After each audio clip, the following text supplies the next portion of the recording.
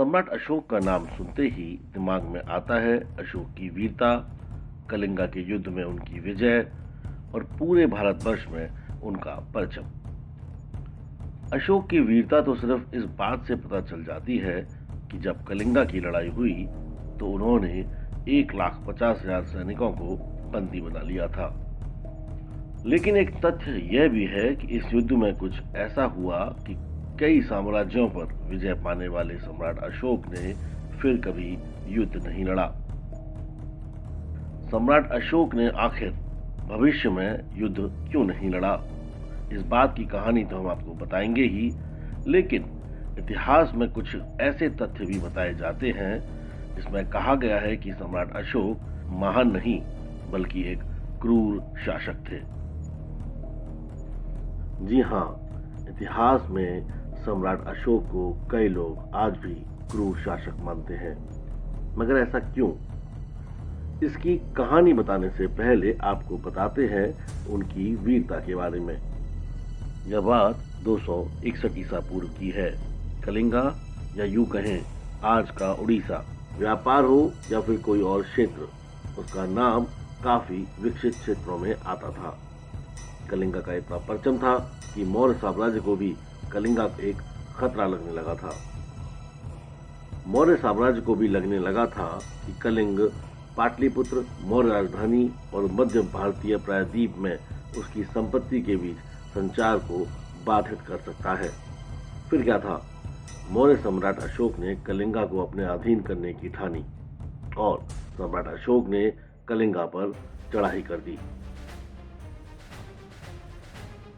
कलिंगा के युद्ध में भारी जान और माल की हानि हुई।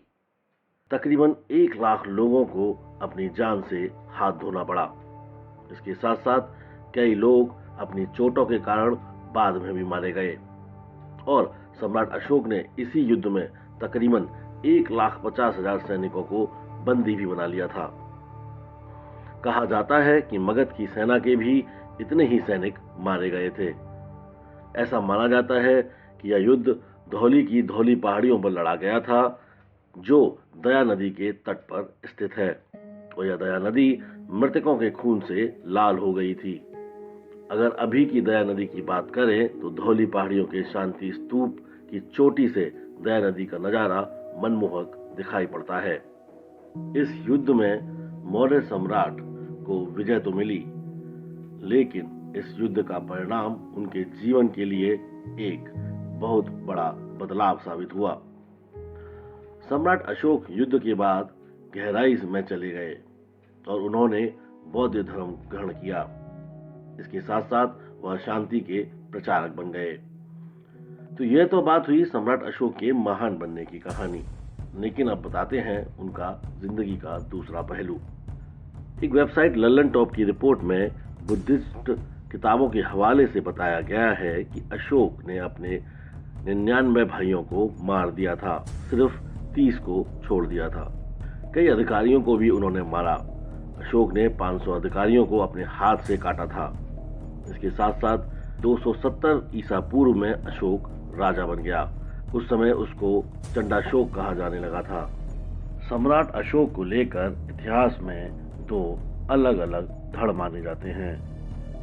एक धड़ सम्राट अशोक को महान बताता है, जिसमें कहता है कि सम्राट अशोक ने बौद्ध धर्म और शांति का प्रचार प्रसार पूरे विश्व में किया। वहीं दूसरी तरफ इतिहास के जानकार ये कहते हैं कि सम्राट अशोक अपने भाइयों को और अधिकारियों को कत्ल करने वाला एक क्रूर शासक था।